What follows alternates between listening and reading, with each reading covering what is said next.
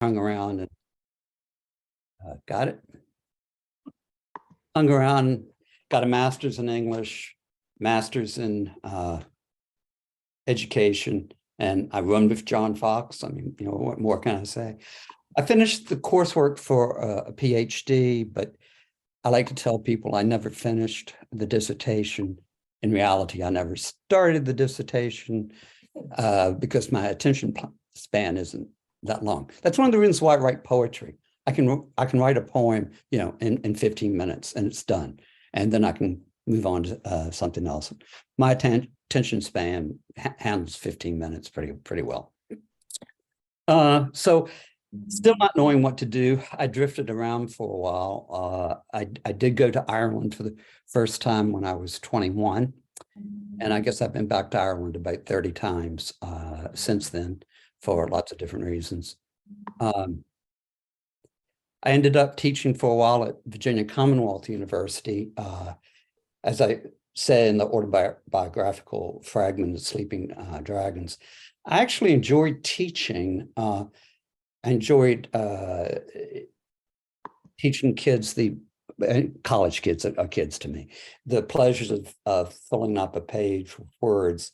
And I also taught modern poetry, T.S. Eliot, W.B. Yeats, with a not so subtle reminder that I could never really write like they did. So for 25 years, I wrote poems, but I wasn't about to try to publish any of them.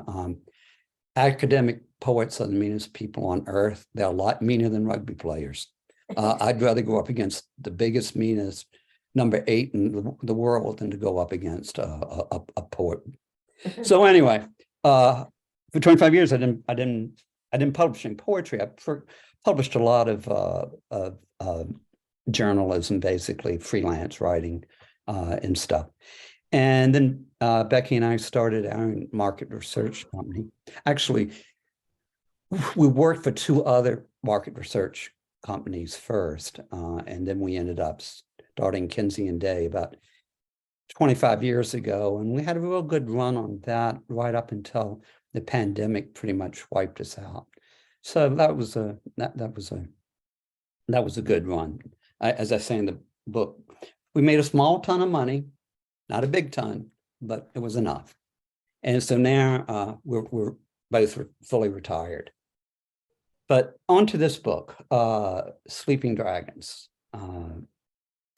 The first question is, what's the idea behind the book? And this book is a concept book. I mean, it's not like the first collection. This book is built on 2 interlocking metaphors, which is that life is a pilgrimage, but there are sleeping dragons all around us.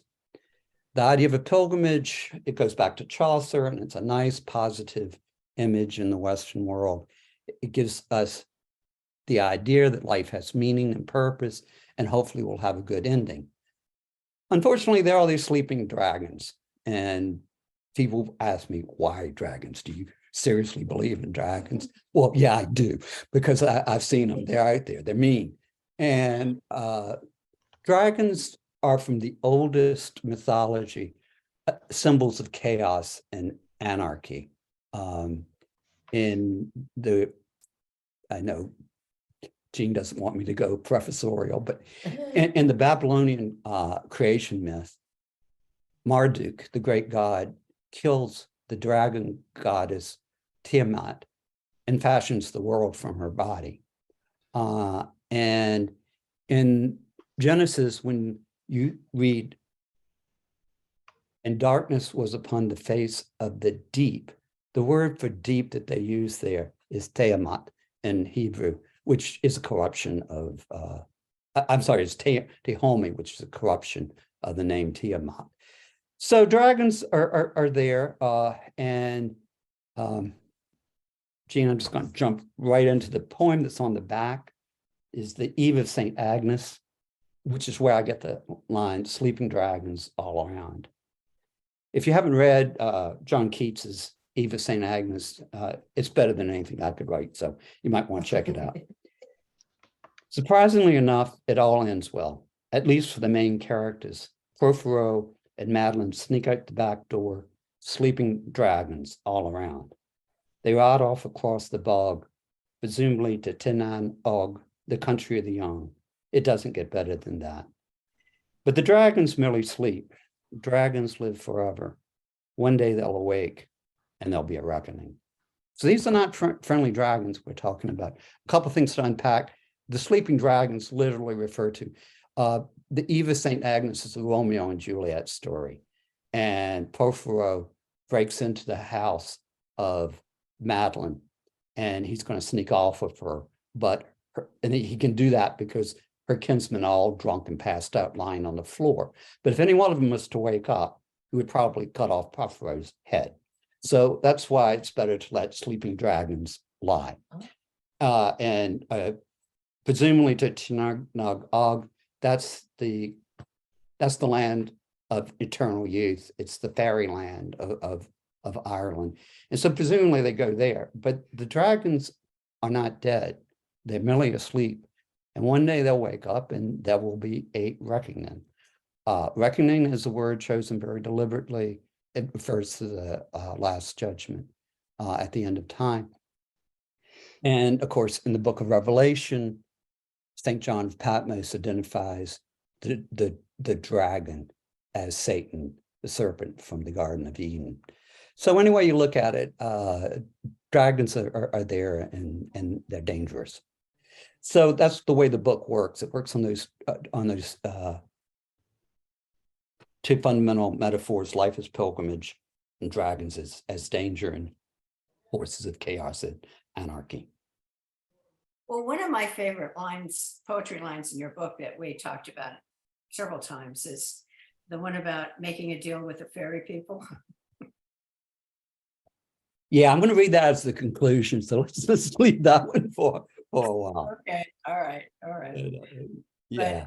But I think it's interesting because, of course, dragons cover, as you said, a multitude of religions and backgrounds. There's the Celtic dragon, which you're talking about, and then there's the Viking dragon, and then there's the happy dragons. I lived in Hawaii for a while, and of course they always had the dragon dance at weddings, and so they have a different, depending on which area you're looking at, they have a different meaning. Yeah, Asian dragons are usually friendly, and the year of the dragon is the best time to be born. Yeah.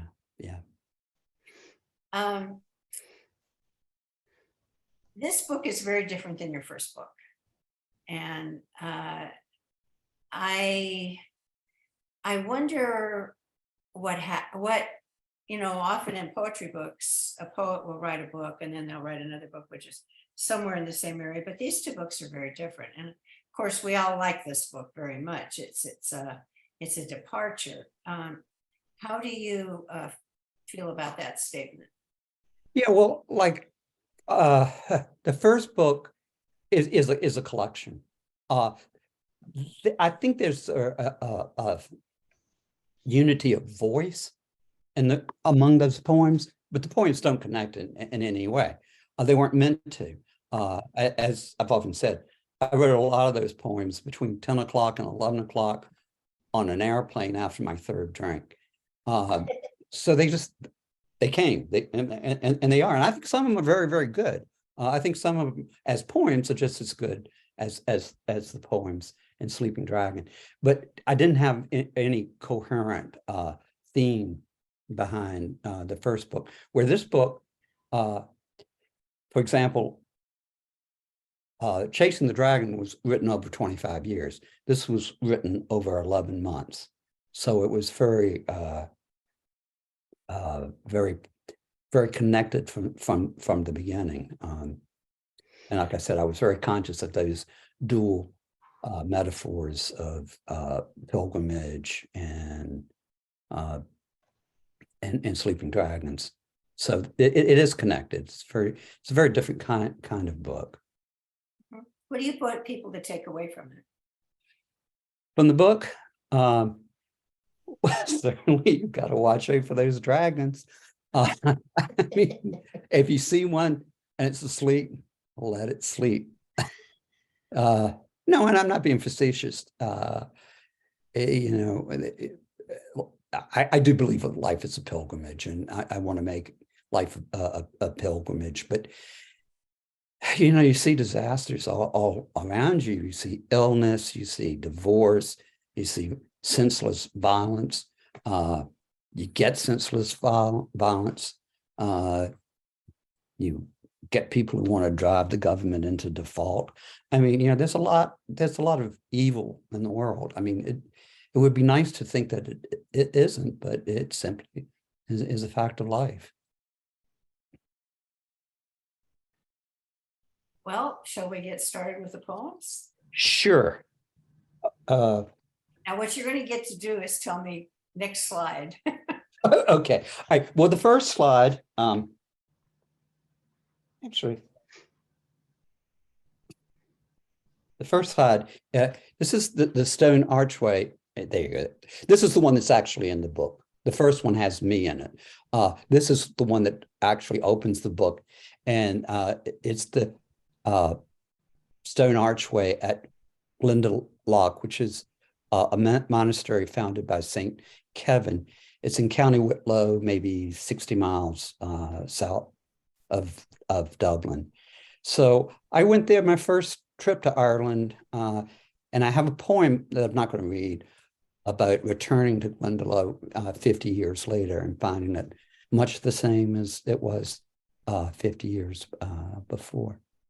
Okay, but why Ireland?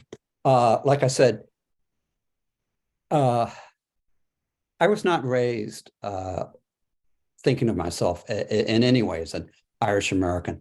I have a little bit of Irish. My great grandmother, who I will read about, we thought was Irish. We were always told she was Irish, but it turned out she was from Bantry Bay by the great Irish city of Philadelphia. But her parents were both born in Ireland, and we don't know much at all, if anything, about them. But just in dead reckoning, they probably came over during the potato famine. But anyway, I've always been attracted to Ireland. I actually went there because it was the cheapest flight I could get from Boston the first time. But I just kind of really fell in love with the country. And like I said, I've been going back there practically every year since. But I do still sometimes, like the first poem I'm going to read, we've got stations along the way, Ireland up. And next slide, please. Okay. I still have in some ways, an idealized romantic view of Ireland that really is influenced, I'm sure, by W.B. Yeats. Very last lines in this poem are from W.B. Yeats. It's called 100 Kings in Ireland. And almost all of my poems have epigrams, usually from songs or from other poems. The epigram to this one is, I wish I were in Carrickfergus. 100 kings in Ireland. All roads lead to Tara, and perhaps one high king there. But 100 kings ruled old Ireland, and over 400 gods, from Lug and Bridget, the Tuana de Danann, a god for every rocky crag, river, and tree. And perhaps one high god beyond them, triumphing like the shamrocks of the fields, a land alive and magical, to be savored and enjoyed. But time runs on, cries she, come and dance with me in Ireland. Like I said, it's a sentimental view of Ireland. The first time I went to Ireland, there was still thatched roofs on almost all the cottages. People burned peat turf fires. Ireland was still very Catholic and desperately poor in 1973. So it was easy to idealize in a lot of ways, as Yeats did. But just to show you that I understand and appreciate the other side, Lourdes, come on in here. I'm going to read a poem about my great grandmother, again from Bantry Bay by way of Philadelphia. My friend Lourdes is going to read the last few lines in Spanish. Spanish. We're going to alternate. But just to prove her international credentials, tell us a little bit about yourself. Good afternoon, everybody, and it's a pleasure to be with all of you, and especially to be with Reyn and this wonderful book. I'm so thrilled about it. As you can tell from my accent, I'm from New York originally, born in New York City, born from Puerto Rican parents, and my granddaddy was Cuban, so I'm Puerto Rican and Cuban, lived in Cuba for a while, but came here because I married a wonderful man from Fredericksburg. I did my undergraduate work at NYU and did my graduate work at PhD. I have a PhD from Virginia Tech in curriculum and instruction. Thank you. We won't hold the Virginia Tech thing Against you, but notice that we're sitting at the same side. Okay, so I'm going to read the first 3/4 of the poem, and then we'll go back and forth. This is Mary O'Connor Connolly Kinzey. I mean, what a name. And the epigram is, "If I should fall from grace with God," from the Pogues. I wonder what she would have been like, my Irish great-grandmother from Bantry Bay by way of Philadelphia. Would she be warm, maternal, like my own grandmother? Or would she be cold, standoffish, like my father's mother? I'll never know. She died long before I was born. Did she pass away with warm thoughts of Ireland, a home she knew only through her parents' memories? Or did she die cursing America, a land scarcely good to her? I'll never know. We'll never know. Nunca podremos saber. So many lost to hunger and immigration. Todos los perdidos por el hambre y la emigración. Wandering the streets of America. Recorriendo las calles de América. Wandering the back roads of eternity. Recorriendo por los caminos de la eternidad. Haunting memories. Recuerdos atormentantes. We'll never have. Que nunca tendremos. Que nunca tendremos. All right, give her a hand. Gracias. All right, moving on.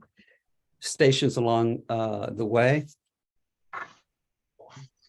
The altar. Okay, this is a dolmen. Becky, come on in. This is a dolmen that's near Mizenhead in the southwest of Ireland, and it's called the altar because it was literally used as an altar during the penal years. The English shut down all the Catholic churches and forbade saying mass. So the Irish people would gather around this altar and beneath the rain in the sky, and would hold outlawed masses in places like this. So one quick note about this. We were driving to Mizenhead, which is further south, and there was a tiny little sign on the side of the road that said the altar. And I said, Reyn, slow down, pull in there. So we pulled in and we didn't see anything but a sign about the altar.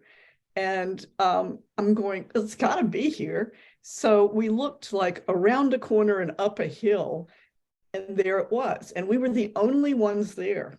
So yeah. It was a beautiful experience to be there. Yeah. It's the kind of thing that happens all the time in Ireland. I mean, just spontaneously, you'll see something out in the middle of nowhere and you'll be alone with it.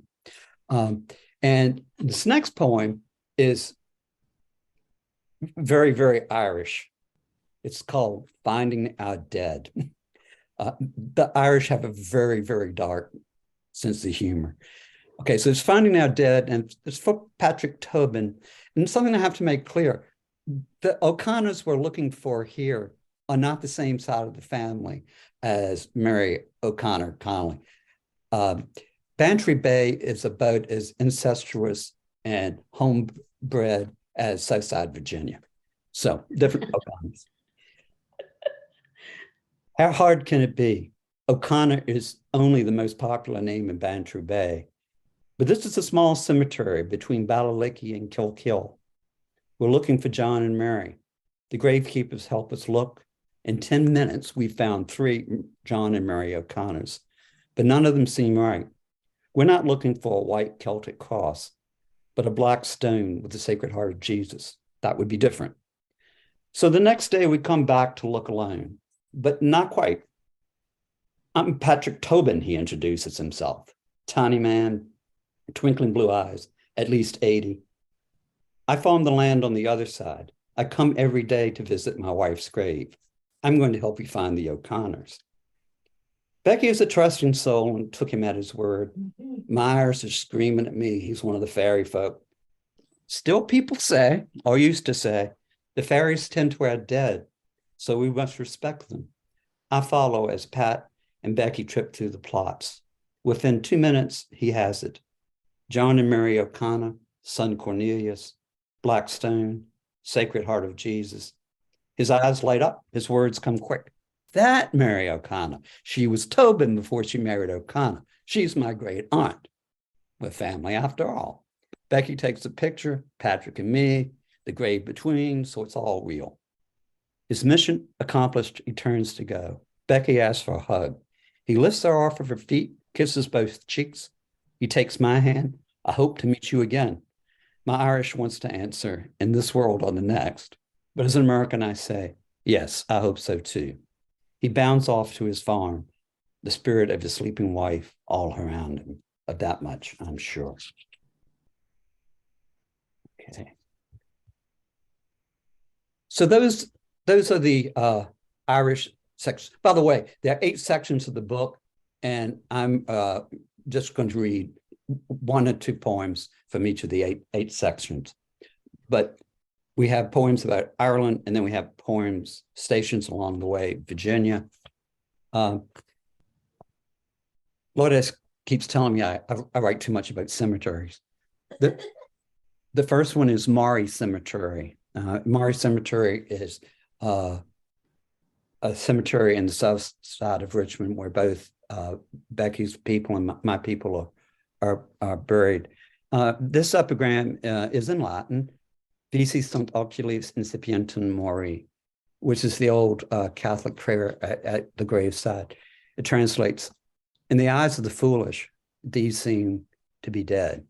And it continues, Eis autem in pacem. These, however, are at peace. The Reynolds plot is over, finished, done, filled up. My grandmother, the last one in at 102. Ma and Thaw, patriarch and matriarch, have pharmacy of place. 5 of 9 children lie with them, and the occasional spouse, Frank with Marlene, filled, over, done. But the past is never really over or even past. A boxwood needs trimming, graves need maintaining.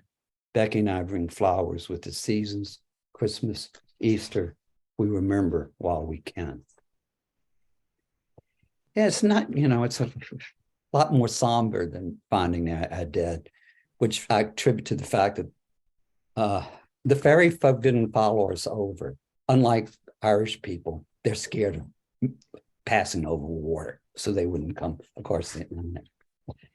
Okay, stations along the way, Wilson Creek. Becky and I live on Wilson Creek, and this is really a description of where we live. The epigram for this one is Only Our Rivers Run Free by the Wolf Tones. Wilson Creek flows out of the marsh, joins the Ware, becomes Mobejack, then the Chesapeake, the Bay of the Mother of God, finally the Atlantic, the encircling ocean we have sailed for centuries, from St. Brendan the Navigator, down through the Vikings, to Greenland, Nova Scotia, then the Spanish, Basque fishermen, finally the English who, oddly enough, restored Indian names to our rivers, to our bays. We still sail them in boats and kayaks, waiting until they run free at last. The Spanish who explored the Chesapeake Bay before the English referred to it as the Bay of the Mother of God. The word Chesapeake is closer to what the Indians called it, which the English returned to. Okay, those are poems of pilgrimages. And then I have this one section called Ramblings. This, by the way, is the cliffs of Slieve League, which is the Wild Atlantic Way, Donegal, Ireland. And these are kind of prose poems. They ramble a little bit. I have one about teaching in a maximum security ward. I have one about tending bar, which I did while I was in graduate school. One's called Belly of the Beast, which is my take on slavery and Black Lives Matter. We're just having the launch today, and already this book has been banned in Florida. Can you believe it? Already it's been banned in Florida. But the one I'm going to read is Freelance Pallbearers. And the epigram is from a tailor I used to frequent, who also was a freelance pallbearer. He said, "You could bury the governor in that suit."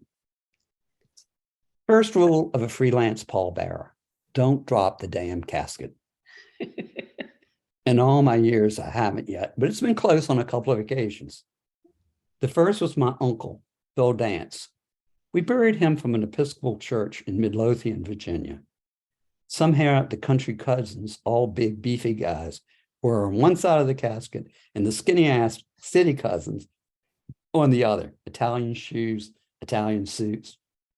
We came out of the church all right, if tilting, listening to one side. But then February weather, rain, sleet, snow. Bill died suddenly on Valentine's Day, a fact not lost on his weeping widow, Aunt Evelyn. We had expected a hearse to carry Bill where he needed to go, but no, our job to deliver him by hand through the narrow gates of the cemetery, past the old Confederate graves to the family plot. Confederate graves. Bill's family had owned slaves, not something most Southern families could afford. Bill could be a mean man. After integration, he never ate in public restaurants. That was over now. Ours to bring him home. The narrow gate, too narrow for two men abreast beside the casket, so we had to sneak through single file, ruining our Italian shoes in the rain. Evelyn encouraging us, "Don't drop him, boys." We managed, and he lies there now, perhaps seeking atonement. John was one of the other. My brother was one of the other pallbearers. The second was Monsignor McMahon, a saintly man, despite the alcoholism. We buried him from St. Pat's in Richmond. Lovely church. He had married me there, but I don't blame him or the church for that. Lovely church, but wait for it. February. He died of throat cancer on St. Blaise's Day. And this is my pastor who passes away on the day that the Catholic Church blesses people with throat infections in the name of St. Blaise. Rain, sleet, snow. The steps down from the church are narrow. Single file again. Nick Blolly, the undertaker, encouraging us. Don't drop him, boys. St. Patrick sits atop Church Hill. Dropping him might mean a casket sliding 7 blocks to the James River, waiting below, perhaps taking Monsignor to the bay. A truly biblical end, but not what we wanted. We got him to the hearse, arrived at consecrated ground at Mount Calvary, where we buried him to an Irish tune. Come on, you young men, and lay me down. Just don't drop the damn casket. All right. Sad verse. Here we go with last things. See this. This is at Glendalough again, St. Kevin's Monastery, the graveyard there. I want to read two poems about what else, of course, death. Because you may have gathered by now that I'm Catholic, and that's very important to me. But my mother's people were all Baptist, and so the first poem is called Circuit Rider. It's for my great grandfather, who I never met, but you just met him. He's in Maury Cemetery. He's the fa of Ma and Fa. And the epigram is, what wondrous love is this, O my soul, which is one of my favorite gospels. Fa, my great-grandfather, was a circuit rider with 9 Baptist churches between Manchester and Flat Rock. But he settled in Powhatan, Virginia, founding a church, May Memorial, for my great-grandmother. She was 15, he 30 when they wed. Probably not a completely healthy relationship. But they brought 9 children into this world, and he made sure all the girls got some college, a remarkable thing in the 1920s. And he did something else remarkable. Part of the land he set aside for the church cemetery is reserved as consecrated ground for the few local Catholics. Did he see me coming or what? I'm not really a stickler for consecrated ground. I'll lie with my parents, consecrated or not. But on my last day, perhaps he and my grandmother will lift me up to heaven. I'd like that. He has ridden his circuit, and my ramblings will be over. The second is the Catholic version, and it's called Viaticum. You may get lost in the first paragraph if you haven't seen at church. Lord Asen and Becky and I will go to the same local Catholic church. The epigram for this one is Hoc est unum corpus meum, this is my body, which is used by not only the Catholic Church, but as far as I know, almost all of the mainstream Christian denominations when they have a communal service. Yeah, in Catholics, we have that word unum, which should be translated, this is indeed my body, or this is in fact my body. But even we don't use that expression very much anymore. My home parish is a liturgical nightmare. There are no kneelers, an inconvenience for a generation taught to kneel. Worse still, the tabernacle is at the back of the church. Entering the church, one either references the sacrament in reserve, turning one's back on the altar, or one reverences the altar, turning one's back on God. The church is God's own instrument to bring us back to him. Sometimes it is an imperfect instrument. Still, the mass begins, the crowd grows silent, perhaps devout. Only God knows. The priest raises the elements. Some of us bow. We call the final communion Viaticum, literally one for the road. Every moment is a moment of death. Every Eucharist is Viaticum, meant to bring us back to him, no matter how imperfect the instrument. That's a little translation of Viaticum. It's one to take with you on the road, which takes a different meaning altogether in Ireland. But anyway, okay, Becky, back here for autobiographical fragment. All right. Okay, this is Anne still somewhere where we can see her? My brother's wife, Anne, took this picture. of us. It's in the botanical Gardens in Richmond, which are beautiful. Yeah. And these 6 pages, I kind of tell the story of my life. It's kind of a confessional. and it also explains the 2 metaphors of pilgrimage and sleeping dragons. At 70, I've realized it's a transitory life, not necessarily a bad thing. You're either on a pilgrimage or you're lost in the dark wood, although both lead to the same end. I was an English major, so my life view is framed by Beowulf and Canterbury Tales. Yes, a college education can do that to you. We'll leave Beowulf until later, although spoiler alert, if you've never read it, there's a dragon and the ending is pretty.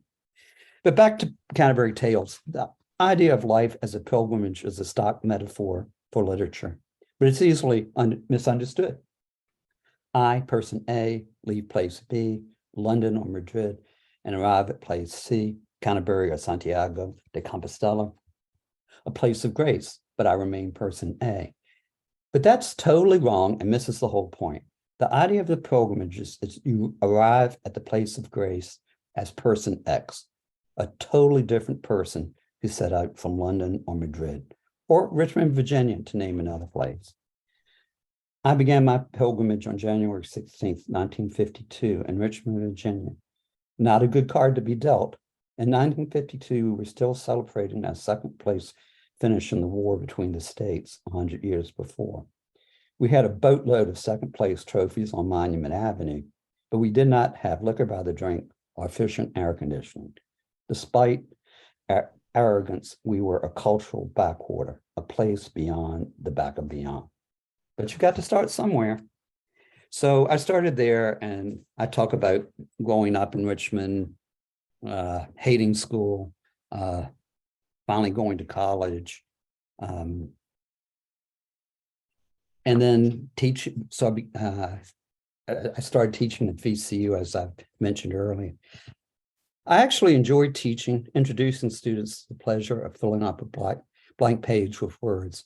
I also taught modern poetry, T.S. Eliot and Yeats, with a not so subtle reminder that I could never write like them. I actually had a dream, or was it a biblical vision, when I heard a voice of God saying, "Shit, Reyn, you know better than Gary Snyder."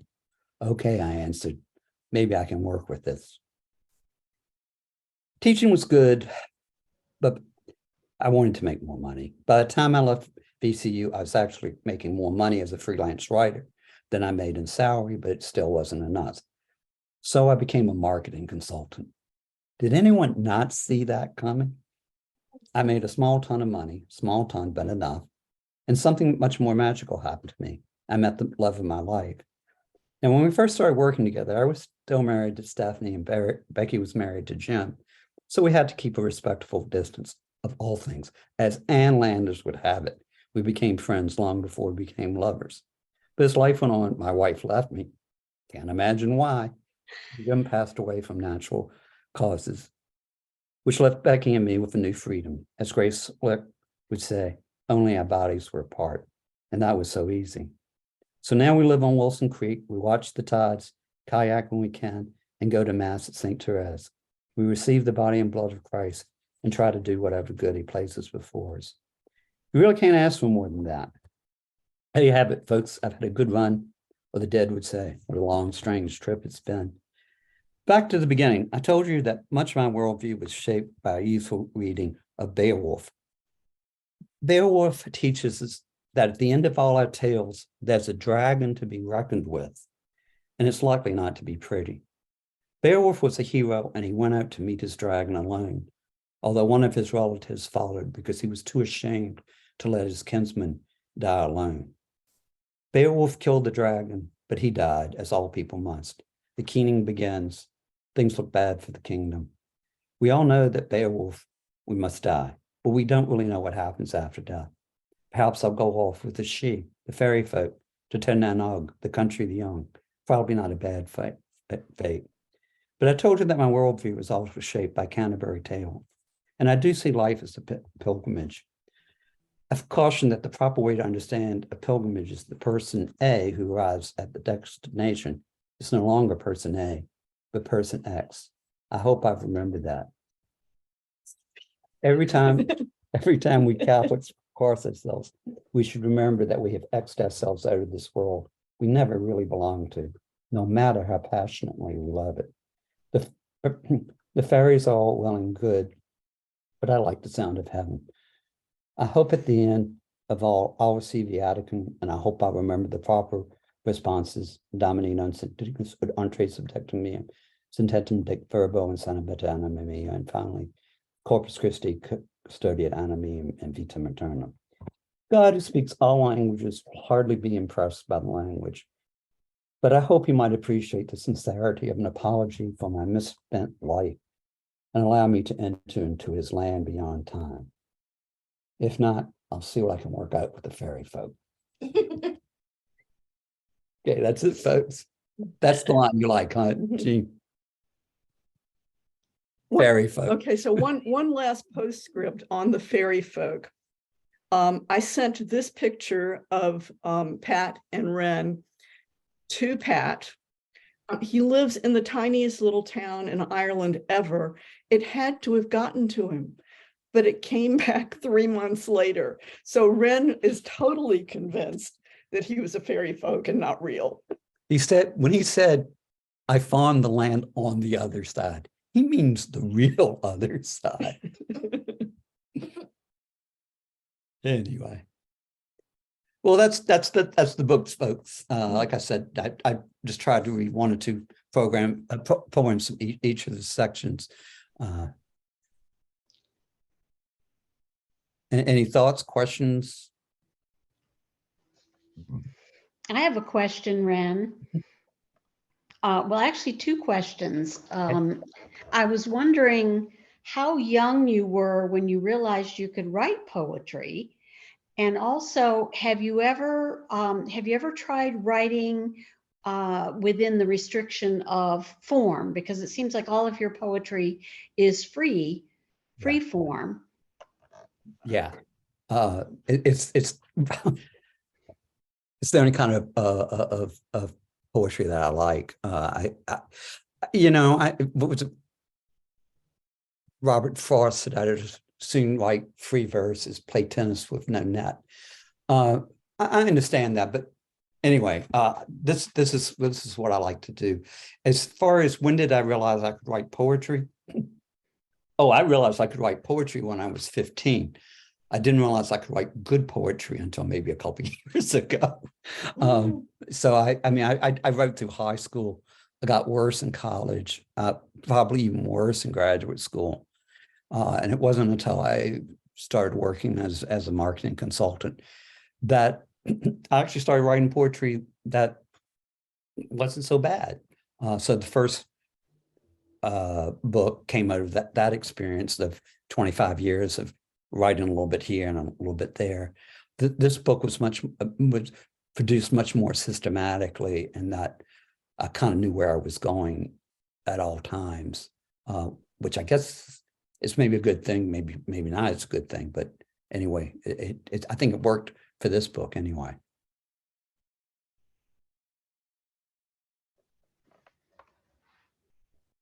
What's your next book? Tentatively called The North Country, and it will be solely about Ireland, and particularly the north of Ireland. Do you have anything you could read to us today that's out of it? Yeah, let me just see if I can recite it's very much like the beginning of this book. It's a very short opening. It's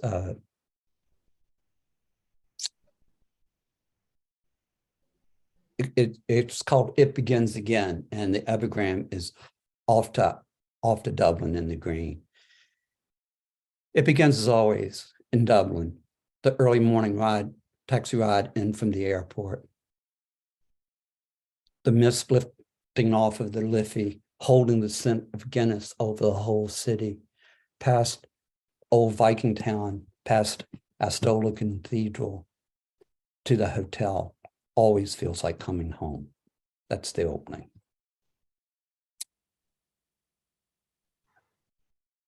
It really is remarkable when you go into Ireland on a foggy morning, because the Guinness factory is right in the middle of the city.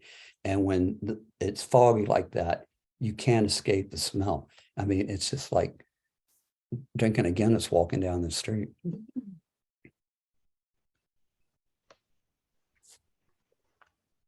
But we'll see how it goes. I got another year, right? Is that going to be a book of poetry, Reyn? Yeah, I think so. I don't know. I mean, I haven't really started. I've been concentrating on this one. I might see how it works just to do some like travel writing and reportage. And of course, Becky will be taking pictures the whole time. Mm-hmm. But I don't know. I mean, I personally think I write prose at least as well as I write poetry, and maybe better. So I'm comfortable. Like I said, I used to do a lot of freelance writing, anything from textbooks to I did a series of leisure articles for Style magazine, which was a weekly in Richmond, and that was actually an interesting story. It was how I first began playing rugby. I was in relatively decent shape back then, and my editor asked me to go work out with the rugby club for a week and write an article on it. So I did. At the end of the week, they said, "Well, you've been here for a week. You got to play." Well, I did play that first game and I was hooked, and 25 years later, I was still playing and coaching, and I organized a tour of Ireland for my rugby club, and so we went over and played in Derry, and that was my last hurrah. I was in my 50s, so I quit while I could still walk. Well, kind of walk.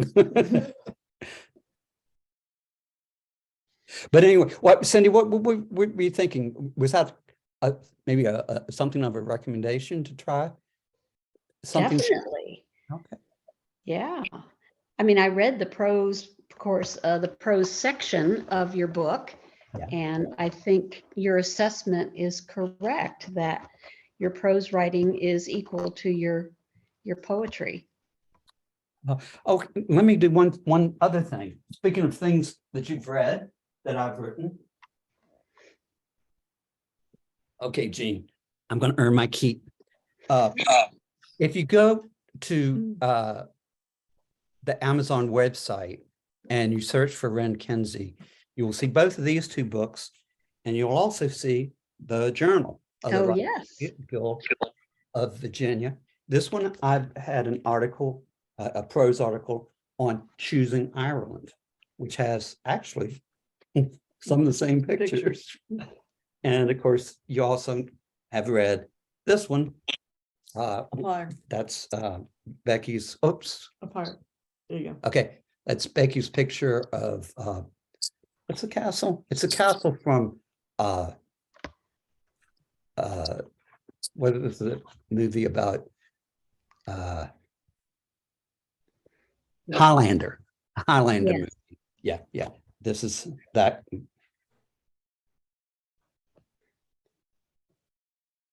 I'm Castle.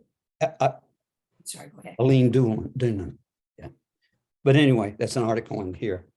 A prose article about our trip to Edinburgh and kayaking in the Highlands. Oh, you don't, do you know have the last picture in Sleeping Dragons, do you? Of Reyn kayaking. in the Highlands? No, I didn't put it on. I Yeah, just- Okay, no, that's okay. that's fine. That's fine. It's in the book. It's It's about the author. about the author. Yeah. It's in the journal too, isn't it? That's a different one, I think. Is it? The one in the journal is Don't you have a copy of your book there? Yes. So you could hold up that last page Hold on. Yeah, you're right. occasionally. There it is. Yeah. Yeah. I'm wondering with the prose idea, and I'm throwing this out since we have a group of people here. I've always wanted to do a coffee table book. And I think with Becky's photographs and your prose and even poetry, I think that could be pretty spectacular. well, maybe that's what we should shoot for. we'll try for in the North Country. Yeah, because the northern part, you're talking about the northern part of Ireland, right? Well, yeah, and maybe even some of Scotland. Like I said, I've probably been to Ireland 30 some times. I've never been to Belfast.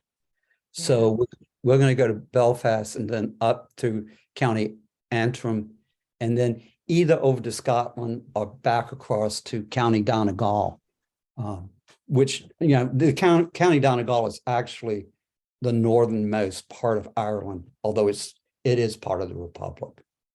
Right. Well, that's a thought. We can discuss it. I certainly, I think doing another poetry book is great, but I love Becky's photographs and I love the way you write about them. It's almost like they inspire you. Thank you. Yeah, and I'm just having a thought. I told my accountant that last year I lost probably $1,200 trying to publish poetry. And I said, do I have to report that? And he said, you bet you do, because I can write that all off. Now, if we go to Ireland and get a book out of it, Right. we can write off the whole thing. That's right. That's He's right. good that way, that accountant. Him the magician. Get to my button. I'm with the IRS. No, I'm kidding. No. Has everybody seen the cover? The cover is exquisite. Mhm. Yeah. It really is. Here's the cover. I just love it. Oh, And Jean, I have to tell you that everybody that we've given this book to, they start stroking the Yeah. cover and talking about It how it feels. It feels almost like suede, and it, yeah, I like that particular finish. Mhm. I like the shiny finish. I like that suede finish. I think it feels great in your hands. And It does. It really does. it's beautiful. Oh my goodness. Maureen, you snuck in. You're mute. You're mute, baby. You're mute. You got to turn your mic on. Does that do it? Yes. Oh, okay, okay. I had a goose issue at 2:58. That's why I was late. I've got a mama goose on my osprey nest, and her babies were born this morning, and No. they jump out pretty quick. The problem is she's high up. And last year she did the same thing, and she had 10 babies and only 5 of them made it. So anyway, I'm watching her, and at 2:58, she jumps out of the nest, and then she's down and she's honking. And so I've got my phone and I'm out there, and it's raining and I'm freezing. That's why I look like a drowned rat. And I'm trying to video them jumping. Well, they wouldn't jump. They never did. And so, and I'm thinking, hurry up, I'm supposed to be on a call. And anyway, I guess they got wet and cold, and she's back sitting on them. I don't know what's going to happen, but I finally gave up and came in, and I still had time to get on the call, which I'm so glad I did. And thank you, Reyn. That's just, it was beautiful, and I loved listening to it. So I appreciate it. thank you, thank you. Stan, it's good to see you. You've got your mute. There you go. There. Well, thank you. It's good to be here. It's been a while since I've seen you. Anyway, I thank you all for coming. I'm going to stop the recording. Hold on. The reason that